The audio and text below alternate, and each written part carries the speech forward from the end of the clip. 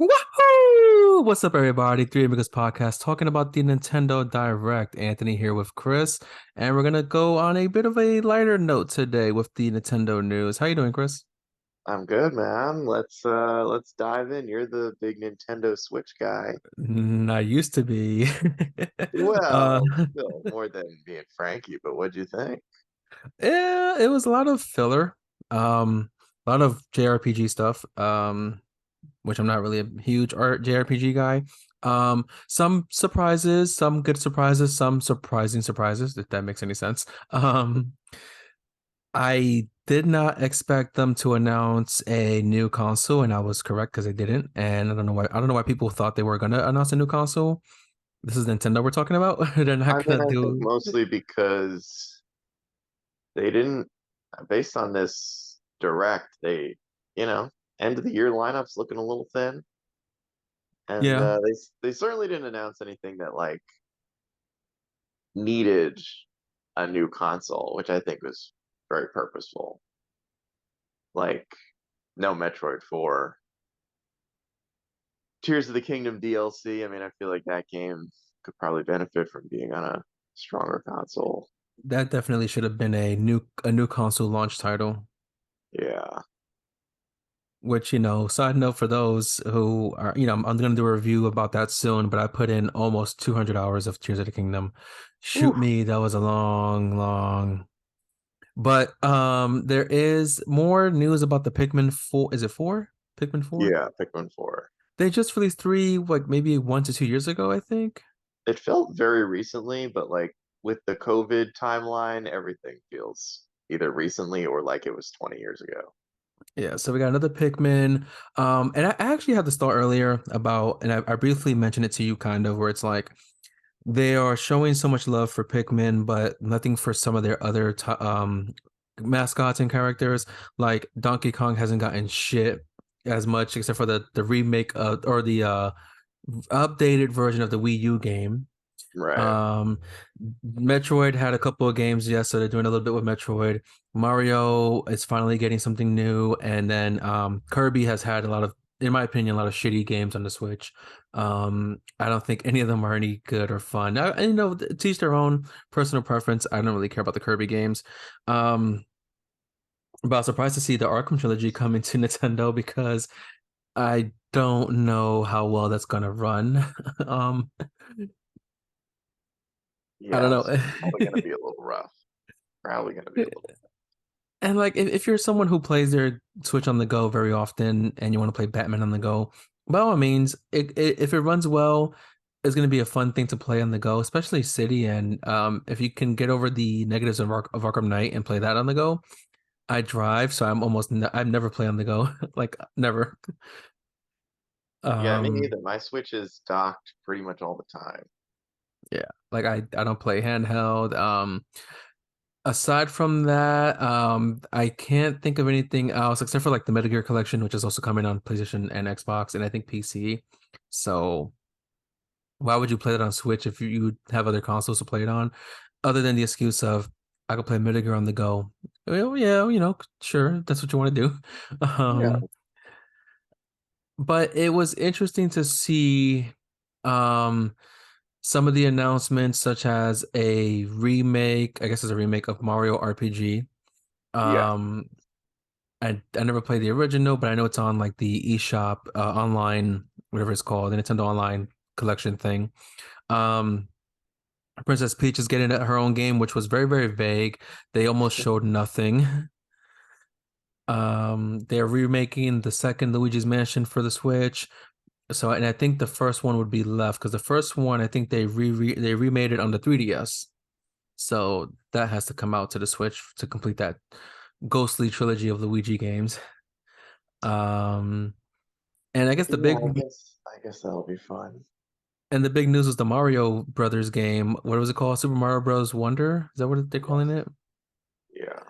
So there's one big thing about that game that I want to talk about in terms of how well it might sell. Did Hmm. you catch the release date of that game? I did not. I did not lay it on me.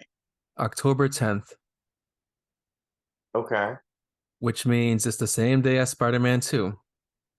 Oh. same day. Wow. Yeah. Well, No, I was think Spider-Man 2 the 20th or the 10th? I don't remember exactly, but I think it almost doesn't matter because they're both console exclusives. Yeah. Like I think if it was multi-platform and those two games came out at the same time, then it might be like, uh-oh, like people are gonna have to, most people are gonna have to choose. But it's probably similar to like God of War and Pokemon coming out like a few days apart last year. Whereas like, Yeah. technically, I mean, obviously, like we all wanted to get both at this, like, when we could. But it's two different consoles. So outside of the people that own both consoles, um, which I'm gonna be honest, I think that we're probably in a very small minority of people that own like a next gen quote unquote console and a Nintendo Switch. Like I think most people probably only own one console from like a Hmm. casual gamer standpoint. Right. Uh, so I don't think it's too big of an issue, but it's definitely interesting. But they So needed something for the holidays. Like they so needed a holiday. I had my Yeah. dates wrong. They're both going to be on the same day, October 20th. Um And it's funny you mentioned the holiday thing because they're releasing two amiibos for Tears of the Kingdom for the holiday. So it's like you expect, I mean, people are still going to play the game till December Yeah. and then until next year and next year and next year. But, um, and me and you had this discussion a while back about who decides on the release date of these games because Sonic Frontiers was, I think, a day or two before Ragnarok. Yeah. Um, there was another game that I can't remember released on the same day as another bigger game that, obviously lost to that bigger game. Mario versus Spider-Man. Mario's going to sell well either way, and it's going to Oh, sell both well for games years and are years. gonna sell. But there's so much hype for Spider-Man 2 with all the comic book fans, the Sony players, people who love the black suit. And I've heard talks about people telling me, oh, it might be game of the year. And I'm like, as much as I love Spider-Man and I'm a huge Spider-Man guy, I don't know if it'll be game of the year because of the other games it's going up against. But Mario Bros. And Mario almost never gets I don't think they ever get nominated for a game of the year. Um, and it is more for the family fun thing, right? Yeah. Um, I don't know if this one will have co-op like some of the previous ones. If it doesn't, that's kind of lame because that's the whole thing about Nintendo. Couch co-op, I'd be family. very surprised if it didn't. Very Um, surprised. Especially when they have a Sonic game releasing with couch co-op. And Yeah. my thoughts on that was, as you know, I hate Sonic, but I was like, I can see that if people want to play that and have fun. If someone in my family said, "Hey, I got Sonic, let's play co-op," I'll be like, "All right, I'll play just to have fun with the family." Yeah, co-op Um, makes pretty much any game fun. yeah. There was other than that, I don't know what other things were announced that we could talk about.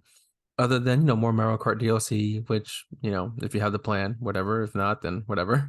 Um Isn't it crazy how Mario Kart turned into a live service game?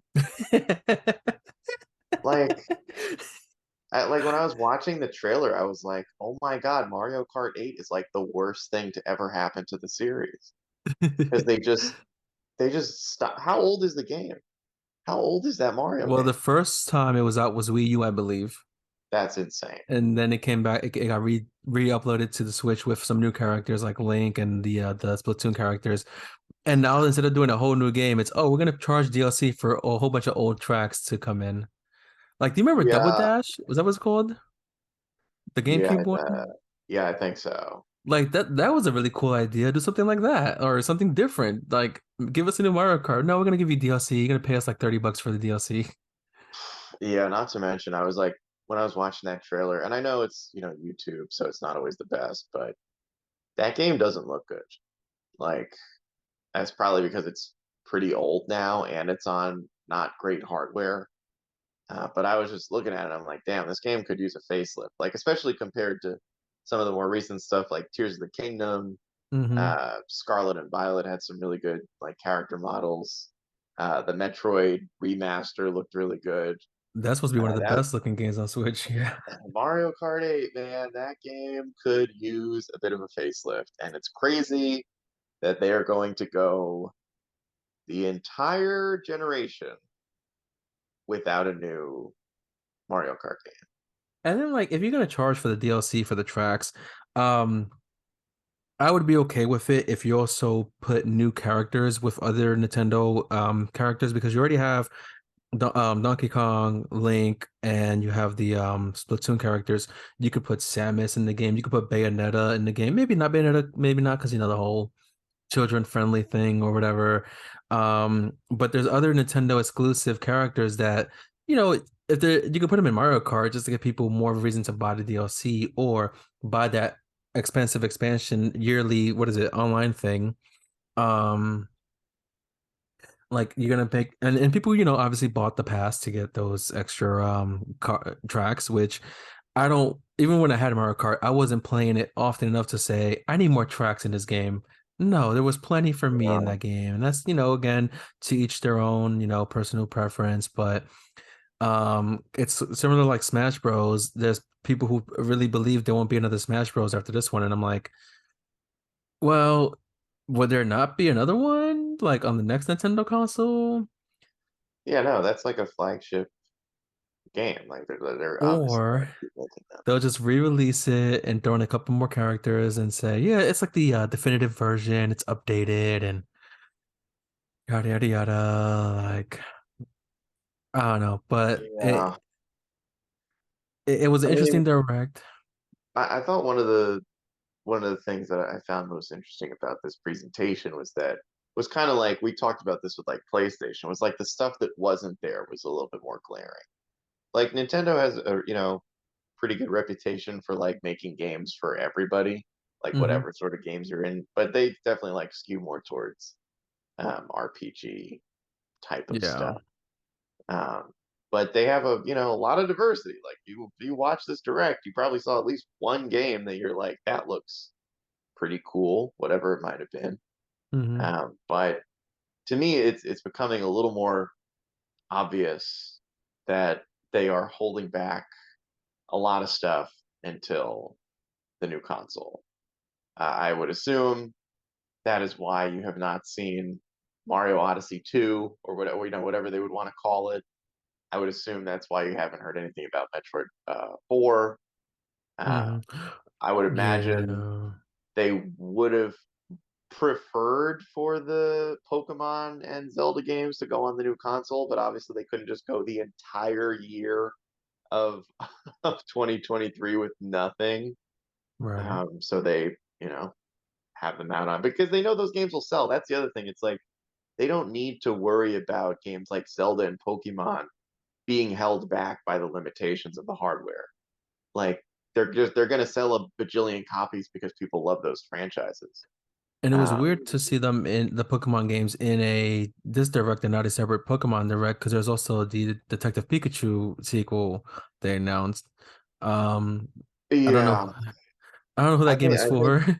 I mean the only thing I could think of as to why they would do that is they just didn't have enough stuff. Like they didn't have Yeah. enough big stuff. You know, you ideally when you're opening and closing these presentations, you want to open big and you want to close big. And they closed kind of big. I mean, if you're, I'm not a huge Mario fan, so my excitement was not really centered on that. But seeing the Pokemon trailer was cool. There have been some hints that we would get something about that. Ideally, the rumors were this week. It is kind of strange, but I think it is maybe more of just a product of what else would have opened the show if they didn't like they didn't really announce anything like mind blowing. Uh, And it's funny because I so was when it was we were watching the direct and I was sending you guys the message. I was like, you know, it's 2023 and we still don't have a brand new 2D Mario game on the console. And then finally, 6 years later, they finally get a brand new 2D Mario game that isn't a re-release, isn't a, you know, definitive whatever. So I guess it's big in terms of that. But for me, that felt like it should have opened with the Mario announcement. And then that would have ended with, you know, something bigger, but they didn't have anything bigger. But in terms of these games being held back by the limitations, this is my problem with like Zelda and Bayonetta both have a photo mode. Mm, and the Monster Hunter Rise also has one. I don't know why, because these games don't look that great. I can't take any good photos in Bayonetta 3 because it looks horrible. mm, And Chris knows this better than anyone. I take so many photos in video games. I yeah. had over 500 Spider-Man photos from the video game.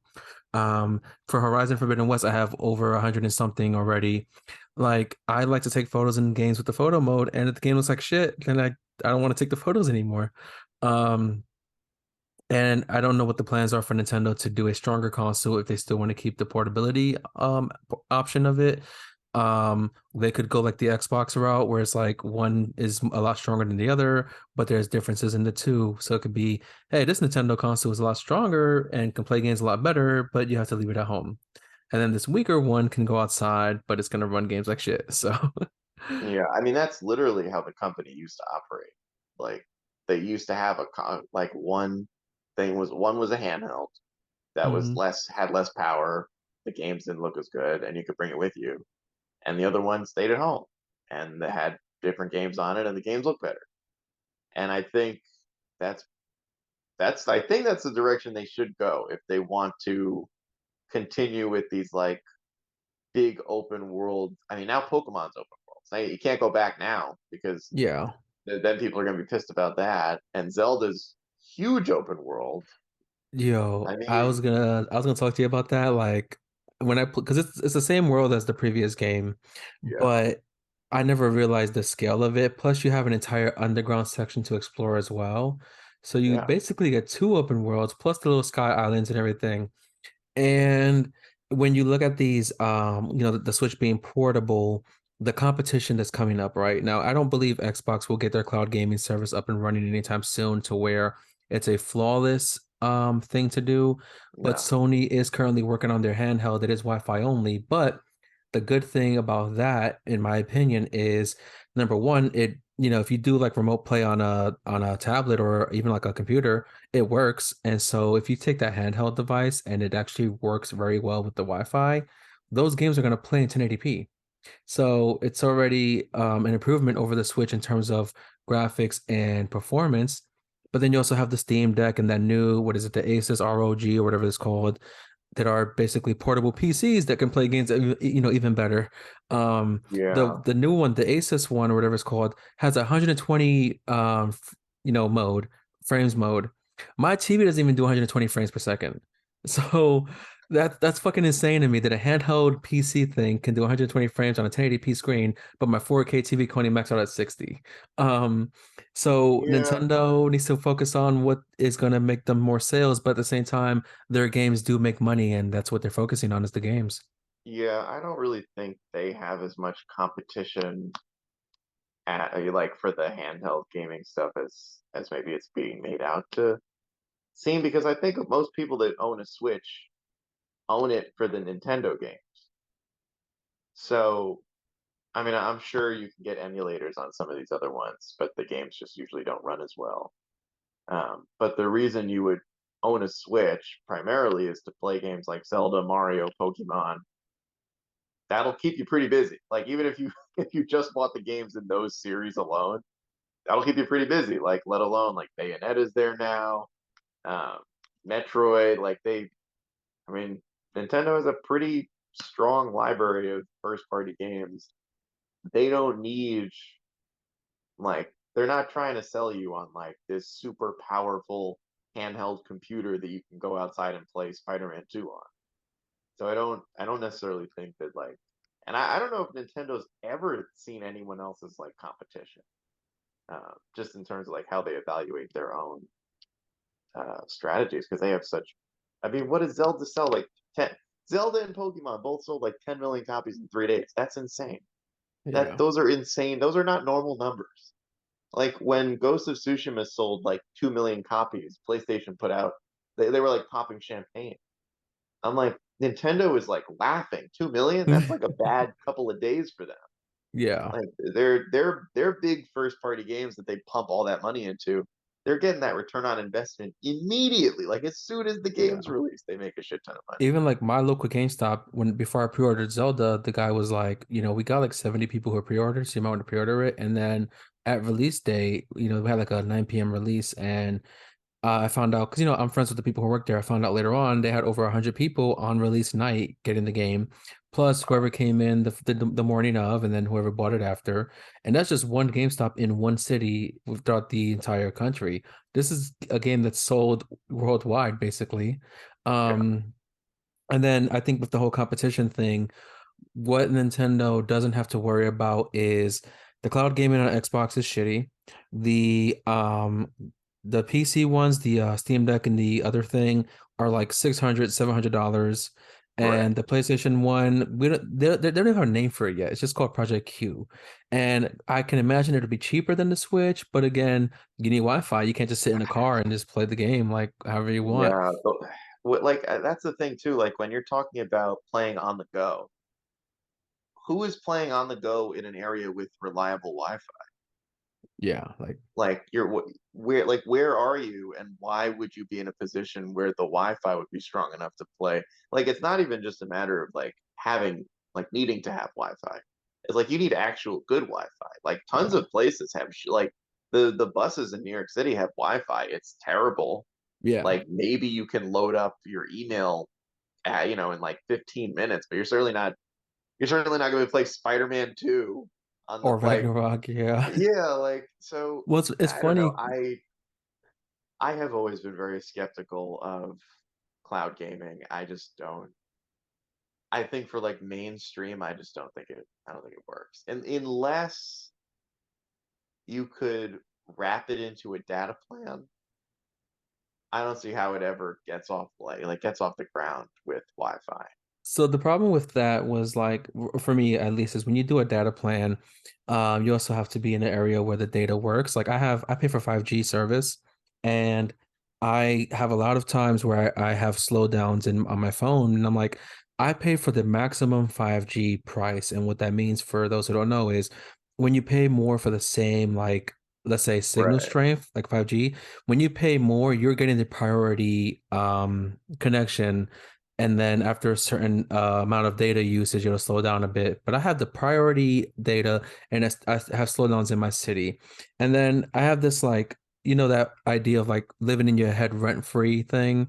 I Uh, had this comment from my Microsoft Bethesda video where this guy was like, "Oh, I can just be on a road trip in my car and play Xbox from my phone through like some phone service." No, you can't, because number one, when you're on a road trip, those highways, there are a lot of dead zones. And yeah. number two, I can do cloud gaming on my Xbox in the house with gigabyte speed internet, and it still is very crappy and very slow. So don't give me that crap that you can play cloud on the go with your phone on Xbox. That's a lot of bull. But Also, is that how you would want to experience Starfield? Like, are you fucking serious? You want to play Starfield on exactly. like a 6-inch phone screen over Wi-Fi?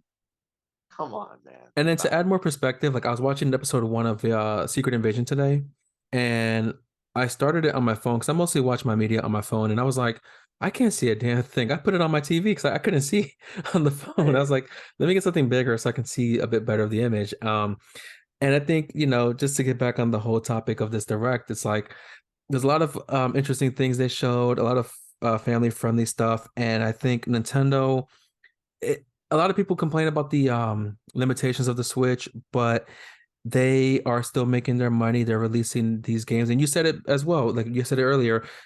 At least one thing in this direct, you were like, "Yes, that's cool for me." Like, there's one thing for everybody in that Yeah, direct. I If was you don't like the super. Wario, Yeah, I was super excited to see the Pokemon stuff. because you had the Pokemon. For me, I guess what made me excited was I only the Batman thing only because like it's cool to see they're gonna get Batman on the Switch, even though it's a very, very old trilogy, but like Oh, that's oh. cool. Also, I mean, this happens all the time, but we have to point out that collection, I believe, is part of Game Pass for free. It's part of Hmm. PlayStation Plus for free. Yep. And even if you're not subscribed to either of those services, that is usually on sale for like $4.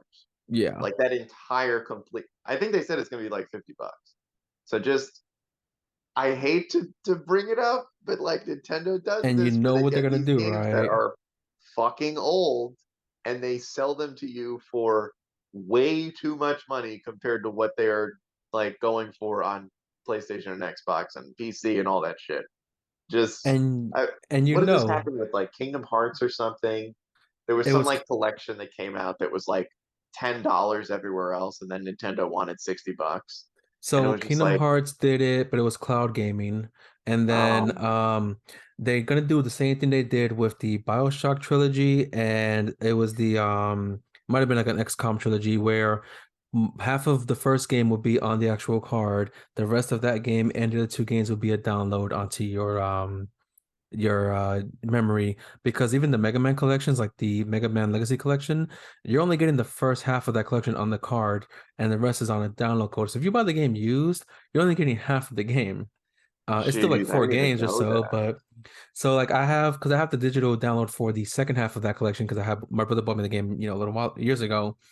But now, because I don't have the physical game, I lose the first like four games of that collection. Oh So my if they do this gosh. game, this Batman thing as a physical, you're only gonna get like the first game on the card with a download to make, get it full. And then if you buy it digitally, you'll just pay the whole price to get all of it digitally, which not worth it, honestly, in my opinion. And as you said, they're always on sale for those other consoles. But if you don't have the other consoles and you want to play Batman, I guess, It's a you good, I mean, know. it's a good deal. Like if we're just in a vacuum pretending like the other prices don't exist, or the fact that the game is like really old, it's a good deal because you get three games, three great games, and you get all the DLC. So, you know, in terms of pricing, you're saving some amount of money. Because And they the they they DLC for those games is say also really good. So, because they do like, oh, each game is $20 with this collection, so you're paying 20 per game, 60 total. Um, and even Arkham Knight had a lot of DLC missions. Like you had literally Nightwing, Robin, Harley Quinn, Catwoman had one, and then Batgirl had like an hour and a half yeah, long DLC. And Red Hood had one. So yeah. you're getting a lot of DLC, plus all the racetracks, plus all the challenge maps, plus the open world Gotham, which was, Eh, I prefer the Gotham Knights over that, but that's a different topic. And you get Arkham City, which is also great, one of my favorite games of all time. Oh, easily. Yeah, And I only played Asylum like once back when it came out, but I same. have the option to play it on Xbox anyway, so I can just go back to it if I want to. But um, I mean, it was a packed direct. Nothing with Kirby because Kirby already had its share. Metroid, we're still waiting for the Metroid Prime 4. I haven't played the Prime 1 yet. I don't have any plans to buy it anytime soon because Final Fantasy comes out tomorrow. Um, Ooh, what else was there? The Mario stuff, Luigi's getting a game, Peach is getting a game, Wario's getting that stupid party game. Oh, the 1-2 Switch. They didn't show it at the direct, but they've announced it like the day before. mm. And I'm like, want to switch flopped heavily. So it's crazy that they're gonna do another one. But I think they said this one can have up to like 100 players or something like that. I don't know where you are that has 100 people, but like, You wouldn't, yeah, man. Sometimes Nintendo like comes out with these games, like the what was the Rock and Roll Pigeon one from the Direct, and I I ignored it because he said you're a pigeon, and I was like, that's disrespectful. I'm not gonna. I was just like watching that trailer, and I'm like, I don't understand why anyone would want to play this, but at the same time, I can see this becoming like the next viral game to play on Twitch because it looks so stupid. But Yeah. I sometimes, man, Nintendo puts these trailers out, and I'm like, this is niche, guys. This is like five people are high fiving because they got the pigeon rock and roll game. Have you seen the RDC World skit where he makes that realistic game and it didn't sell as well as the Stickman game? Oh yeah. And he's like, Oh, I put my whole life savings and my kids' college tuition into this game, and oh Stickman is just man. one guy. Yeah. Nintendo really is the stick man of the three console generation. And Oh I gotten over the whole performance thing of the Switch, like more so now. yeah. And I'm just waiting for the next Pokemon that hopefully is Black and White remakes because I didn't really like Violet as much as you guys did. It might just been a personal thing with me, or just the fact that I have Ragnarok at the same time, and I was just focused on that. But Yeah, everybody's different. I can't go back into it for some reason. Like I want to get those legendaries, but at the same time, I'm like, nah, I'm good. Yeah, I mean, I did Uh, want to say too, interesting thing about that Pokemon trailer, lot of Johto Pokemon, specifically a couple that have never been rendered in 3D, like Sentret and Furret, which I think is the first time they're going to be in a game since Johto, it's which funny you I mentioned thought that. probably is them hinting at Johto remakes. It's funny you say that because I forgot which game they were doing a direct for, and in the guy's office in his shelf in the back, it had Suicune, Entei, and Raikou, and it had I think Lugia and Ho-Oh. So they thought they were gonna do the Let's Go Johto, and they didn't. But they like to hint things in the background, so it could be a Johto thing coming out soon. And as you know, a very unpopular opinion, I didn't really like the Johto games personally. That's just me. My first true Pokemon games were Hoenn region, which is why it's my favorite region of all time. Um, Great region. but I really hope to get. I want to see a full open world 3D Ruby and Sapphire or Black and White. Because I just love Groudon and Kyogre and Rayquaza. I love the three starters, Blaziken and Sceptile and Swampert. Like that's just my favorite. But it's too much water, so I don't want to open world that's just all water, you know? Yeah, I mean, I know the other thing too about like some of those, like the way people kind of romanticize past Pokemon games is like if you guys ever, I mean, I don't even know if they make strategy guides anymore, but if you ever had a strategy guide when you were a kid and they give you like the full picture, like top down of like what the entire region looks like, Hmm. it's mostly blocked off mountains. Like it's Yeah. mostly in like a shitload of trees, like shit that you wouldn't want, that just wouldn't make for a good open world setting, because the games weren't designed to be open world in the first place. So Right. I think like if they just remastered the Omega and Alpha games and just gave us that with the new graphics, that would be fine. Like But I Diamond and also don't. Pearl. I don't really know. I don't think there's gonna be any more Let's Go games. I don't think there's gonna be any more faithful remakes the way they did Diamond and Pearl, because neither of those were that popular.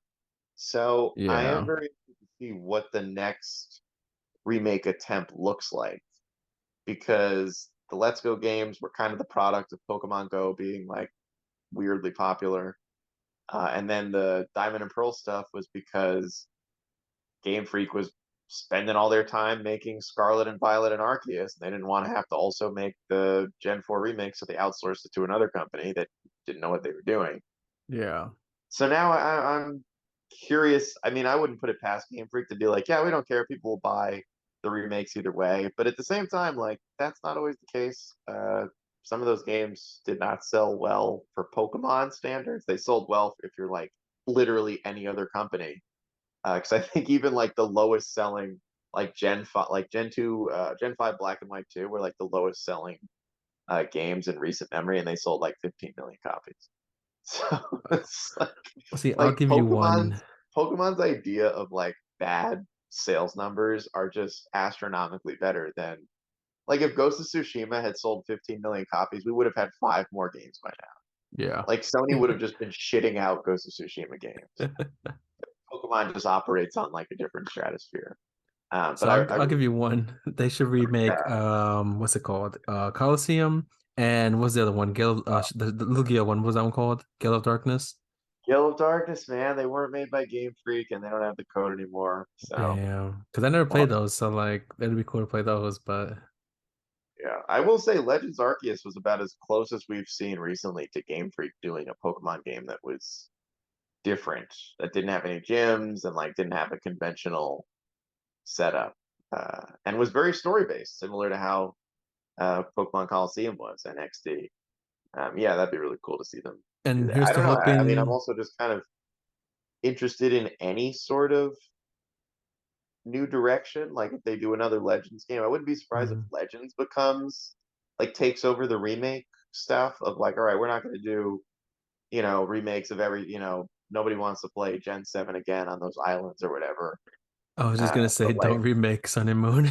right, exactly. They'll be like, okay, well, what if we do like an ancient Sun and Moon thing, and then we can I come out with would. forms and like try to fix stuff. I'd Uh, rather Ancient Kalos region. That'd be kind of cool. I mean, I wouldn't be surprised if they just do ancient all of them. It's just Yeah. there's enough lore in all these Pokemon games to just go back and do an ancient time for all of them. They could do an ancient Kanto and have it focused on Mew. Yeah, yeah. I mean, I think Arceus was a proof of concept, and they had the Gen 4 remakes coming out anyway, so they could just use a lot of the same models and kind of like Yeah.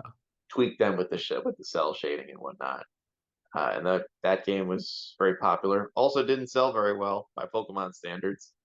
Um, but yeah, it'll be interesting. It'll be interesting. Uh, yeah, interesting direct, but I think the next Nintendo Direct, like the next big 40-minute one, will probably be about the next console And because we'll be they're, here to talk about it when it happens. yeah, we'll be talking about it. But that's gonna be it for today's episode. Thank you guys for watching. Don't forget to do all the usual like, comment, subscribe. We're watching you, so we know when you don't do it. So go ahead and do it. I'm Anthony. This is Chris, and we'll catch you guys on the next one. Woo!